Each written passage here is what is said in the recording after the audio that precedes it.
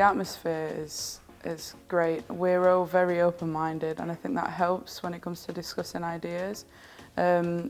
Since day one, we was all introduced to each other, and we got comfortable discussing these ideas, knowing that there's not one that's wrong. We can all bring our own thoughts and queries onto the table without judgment, and we can all help each other develop our work. Yeah, I've had the chance to work in the laser cut room.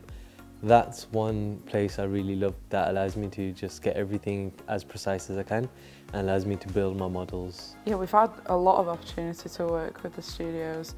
There's workshops such as clay, plaster.